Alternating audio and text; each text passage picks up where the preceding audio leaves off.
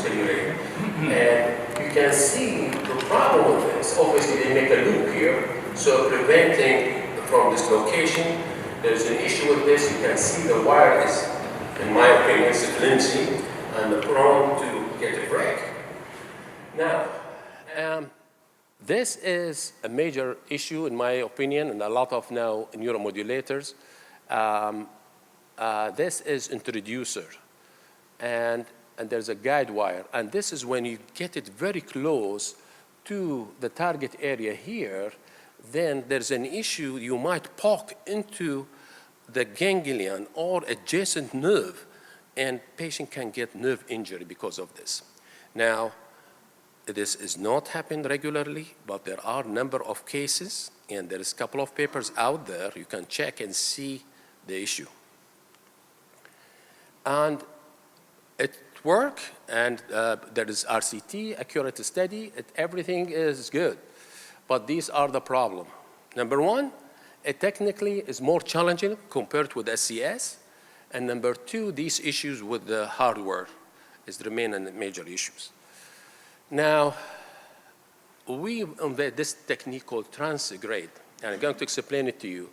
Simple, straightforward. You can use off-label, off-shelf product, whether you use Medtronic or even Boston Scientific, Abbott, anything you want. So you start from superior articular process. I use RX-Coday 2 needle because it has characteristic face, neck, which can direct the wire. And you can see the wire just follow the nerve root getting into the foramen. So, and you can use 4 contact, 8 contact, it's nice and easy. And not only that, you can use combination. You can do DRG as well as SCS. DRG and retrograde. Now, I need your help. I have a video.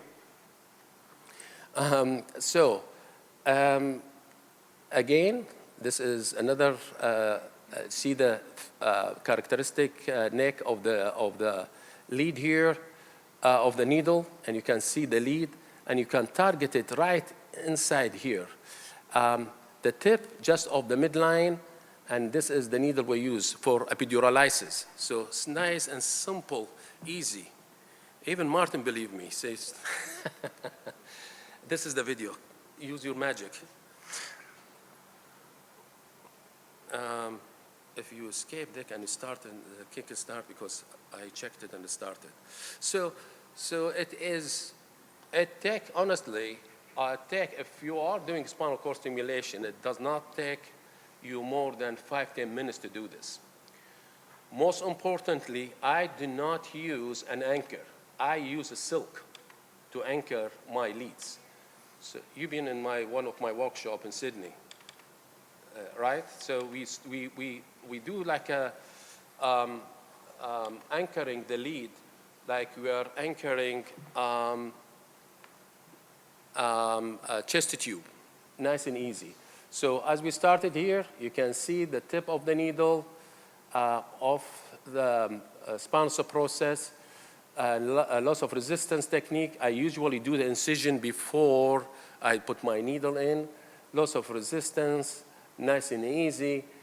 You get your wire now, so you see this is the tip of the needle of the spinal process. This is your target area. The DRG live under the pedicle.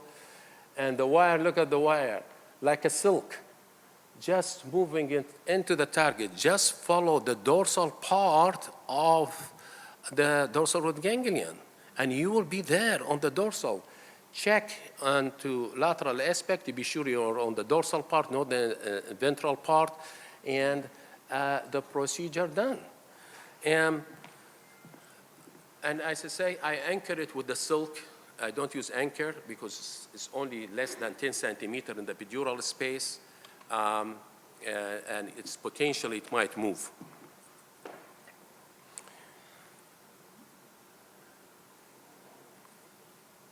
And this is a few examples.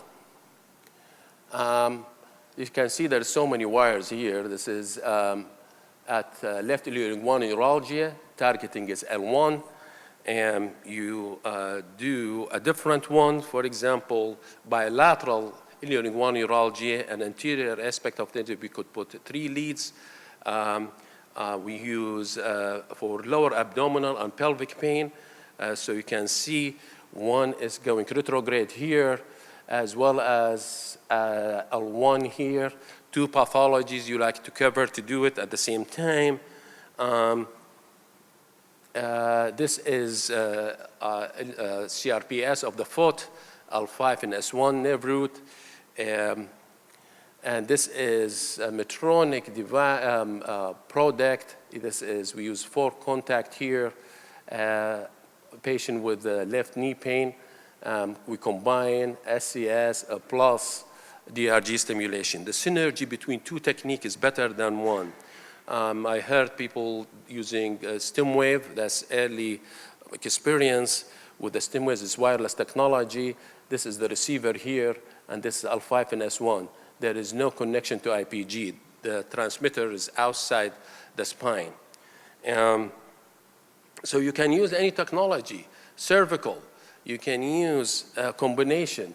Straightforward, big interlaminar foramen coming from the contralateral side, and the lead will follow through straight, trans, as well as we put a second lead here. Majority of the time for CRPS, hand, forearm, it is T1, T2 area. One single contact under the pedicle, because we're including the sympathetic as well. As large number of patients, 95% paresthesia-free, we use monopolar stimulation burst from Boston Scientific. And we're going to show you the paper that we published. So this is the retrospective analysis. Publishes Pain Physician, is available now online. You can download it. Retrospective analysis, we looked into our experience for 2 years. The patient we measure in NRS as well as global impression of change, because they're retrospective. We didn't use VASO score. So patient who responder defined PGIC score of 6 or 7 and 2-point reduction from baseline. And effectiveness, that's the paper. You can download it free from Pain Physician, just published like last week. And there is a tutorial, and you need to read the tutorial. It's very important because this is, I think it's changed a lot of people's practice. Just a couple of words here. This is a montage from Boston Scientific. You can put the positive on IPG here and the negative here. So this DRG is so small, and it's not like gigantic. And if you do bipolar, there will be spillage over of electricity, and it's going to stimulate the nerve root. And this is not truly DRG stimulation. But if you use monopolar stimulation, you're going to be precisely on the DRG. And that's the beauty about this technique. Paresthesia-free, all right? No paresthesia whatsoever. And we duty cycling it. We don't bombard the ganglion all the time. We just give it very, very slow, very gentle. DRG is very gentle structure. So this is 39 patients, and patient who did not respond, 7 of them during the trial, 2 leads of them, 19 patients, 13, 1 lead, and we follow them up. This is demographic data, and you can see different conditions.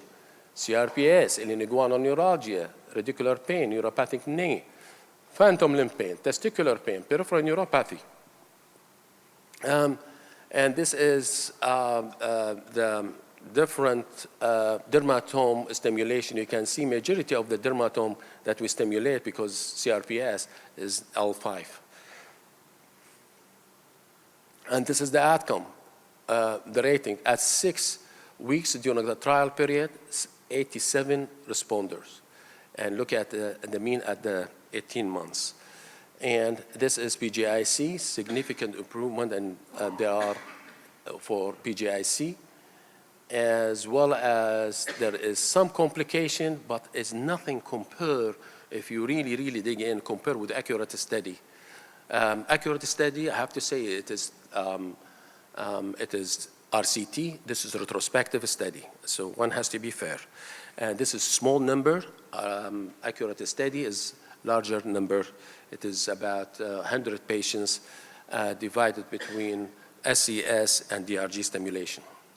But if you look over this, there's nothing major. We have, touch wood, we never had any single neurological complications, and it's easy to, if you like to do revision, easy can be revised. And this is mode of the stimulation. 78% is burst stimulation. Some patients prefer to have paresthesia, and some patients have a combination of paresthesia as well as burst stimulation. So the future direction, we have now a dragon study. Just go to the dragon. I'll just going to come 1 minute. Dragon study, that's in government.gov. Have a look at it. Look at the protocol. It is DRG stimulation, burst versus tonic stimulation. Okay, that is ongoing. We're doing something that's Starlight, compare high density stimulation, SCS versus a subperception threshold on DRG. This is Medtronic study. We have not started that as yet, but we will, hopefully will start. I will stop now, and I need a few questions. The lady here, yes, please. Microphone. The question is, when you put the needle, the lead transforaminal, if it is painful, no. Is it painful? No, it's not painful. No, just it will follow nerve root. And we can do it even under local anesthesia for this. It's that simple. It's not painful. Yes, absolutely. If you use montage, for example, and with 2 leads, up to 2 leads, yes, MRI compatible. Even though it goes out of the foramen? Absolutely. And we have a number of patients who they require surveillance because they have cancer, so we implant them with montage, no problem whatsoever.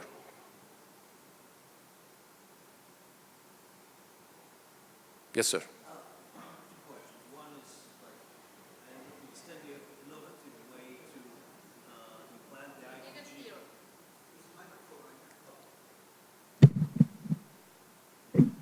I understand that you have an innovative way to implant the IPG. You implant it on the area of the paravertebral muscles rather than in the buttocks. So that was interesting because I didn't see anyone doing that before. So if you can speak more about that. Mm-hmm. And the other thing, you had such a great presentation before that says, do a burst on T9, T10.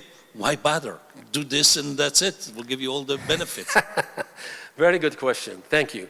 So the first one, paravertebral placement. The lead is, the IPG is just so small. So we're trying to use single incision. So we do a tunnel trial. The leads are fixed to the supraspinal ligament or to the fascia. And then when the trial finish, we get rid of the extension leads and we connect the existent lead directly to the IPG. We do dissection on the paravertebral area and we just fit the battery there. And we suture it with silk or with ethibond so it does not come back. Within a few months, it will create a capsule and it will sit beautifully there. Why do we need to do this? Number one, we avoid any extensions. Number two, so we can have an MR compatibility. And number two, of having the cost will be reduced by avoiding using extension. Number three is making another incision. Potentially there is an infection and there is a problem. So we're trying to make it simple, simplify the procedure. HF10 therapy for this is mainly all the work done for failed back surgery syndrome and virgin back. On the CRPS, they started on diabetic neuropathy, but truly we are for focal nerve pain in 1 or 2 dermatome. is the DRG, we think, is the way forward. Nice, simple, straightforward. If you have a good outcome from SCS, do it. But I am trying to simplify the things and targeting where the problem is. And with this in neuropathic pain, at least in the problem that is within the DRG. And we have another a big project coming, an NHR-funded study. It's far much more complex, phantom limb pain. And it can be very difficult to control. And now we are looking into combination of DRG and SCS, the synergy. Marshall DeVore doesn't agree with me about DRG, about the SCS. He wants just the DRG, but I'm working on him because he's going to review the submission and the grant, and we need your blessing on this, sir. So truly, this is the beauty, the synergy between the two different techniques, because some of these neurons and pain impulses, it will escape away from the DRG and find a different path. And I have a second trap for them on SCS, on that dermatome area, let's say T12 L1 area. Are you happy? Some of you nodding, some of them not nodding, not satisfied. If you like to have some of this, and you're welcome to come to our cadaver workshop in July, or spend some time with me in the theater, okay? Come to me, we'll get a few 5 cases for you and have a look and see how you do it. And I'm quite happy if you keep inviting me here, especially with wonderful Tel Aviv or Jerusalem, we're quite happy to come. Another question. What about DRG leads or radicular leads in the cervical region, which you didn't? Absolutely. So don't go more than C7, T1, T1, T2, whether you're doing DRG or not. Why? Interlaminar foramen is bigger. Number 2, the epidural space at that level, 6 millimeter. If you go higher than C7, it's going to be 5 and 4 and very narrow. So potentially you might hit the dura. So that's a safeguard for you. But when to do it, I would love to do only 2 combinations I do. DRG, single lead, going cross at T1, T2, because this is where the sympathetic area around that area. So you are inhibiting them. One single contact. Probably we've done about 13 of these patients, and one single contact. And the SCS is redundant, sitting there. We never use it. And this is the beauty of what we are doing. I got a couple more little things, if you don't mind. Just some practical issues. We have a bit of discussion. Nucleus caudalis stimulation for facial pain. You told me yesterday that a lot of people using field stimulation or peripheral nerve stimulation, supraorbital, if you go on the area, on the face, it works, but it's a hassle. Paresthesia, and you have to tunnel it all the way. Potentially, it might lead migration. It might irritate the nerve root and the skin and can cause trouble. My dear friend, Jean-Pierre Van Boyten, pioneered a special lead into Kazarian ganglion. I think you do it as well, right inside foramen ovale, and the lead is so small, it can cause stimulation there. Again, you need a plastic surgeon to make this incision. Potentially, it might move away. What we are doing for the last 2-3 years, we're trying to get high cervical spinal cord stimulation, as high as possible. We are hoping to stimulate the nucleus caudalis. And this is the junction box responsible for articulation from second neurons going to the cortex. Whether it's headache, whether facial pain, this is the beauty about it. And we stimulate the top 2 contact. So number of people done this before. I'm not the first one, but Giancarlo Barola, that's in 1988. Brian Simpson done this. They do it retrograde pedal lead. So they cut it from the occipital and they move the contacts from all the way from the occipital and cover C1, C2 area. And this is also a new technique, servomolecular junction, another paper using the same technique.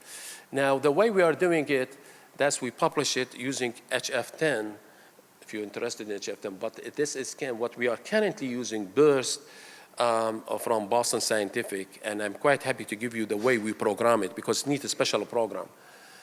These are different cases that we've done, and these are the two leads. One in the middle, and the other one is really, this is C1, this is C2, and this is where our interesting in. The part of the pons lives here. So I am trying to reach this area here in the nucleus coeruleus, anterolaterally. And we have a number of cases to do this. And it worked beautifully, even for bilateral facial pain. I just promise you that I'm going to give a talk, a couple of slides on the study that we are currently doing in new burst. This is neck and upper limb pain for patients suffering from virgin neck or felled neck syndrome. So this is, I didn't give too much information. This is the purpose, the efficacy of the burst stimulation delivered in the cervical region. This 50 subject, 3 UK centers, and we're evaluating the VASA score, secondary points, quality of life, disability, headaches, mood, and medication, and follow-up, 3 months, 6 months, 12 months. And this is the flow chart of the study. And the lead positioning, I'm just going to show you the X-ray because it is important on the X-ray. So these the two lead, see, this is in the midline, okay? It is not lateral. The other one, which we're talking about facial pain, you go anterior lateral, starting from C3, and you go up like so. For neck pain, stay in the midline, C2 all the way down to C4, and the other one is staggered down to C6. Most importantly, you stagger around these two leads area, C3 and C4. And you stimulate at the disc above it or below it. And two contact will be fine. This is patient, you might say, oh, how did you manage to get this lead with all the surgery? This patient had anterior surgery. So the epidural space is patent, is open up. So it's very easy to do it by cylindrical leads. But if there is a surgery posteriorly, we wouldn't be able to do this. You have to do a retrograde fashion with a pedal lead. And these are the programs. As I say, number 1 is around the disc of T9010, program 2 above it, and the program 3, the 2 conduct below the disc. And this is the programming. Bipolar stimulation, nice and easy, nothing special program. It is everything here. We are open label, all right? But we need RCT. Nobody will take us seriously, say how wonderful I am. So for every single study, proof of concept, follow them 1 year to 2 years, and then you do RCT. And because we use paresthesia-free, there is no way around it. It has to be sham controlled. And there is for the DRG stimulation and others, everything is coming up with NHR-funded study. Thank you for your attention. There's one more thing. This is one thing I just want to tell you. This is current, majority of the time, spinal cord is always at the end, we need to change this. And we talked about this before, about patients' problems. We need to sort them out before they come. And I would like to just pin the data, please. 2nd, 3rd, and 4th of July is our meeting. And if you just give me, just text message me, call me, email me. You like to stop by 1 week, 2 weeks before the meeting, you can stay with me in the theater. We can show you how we do things. Thank you very much. Thank you.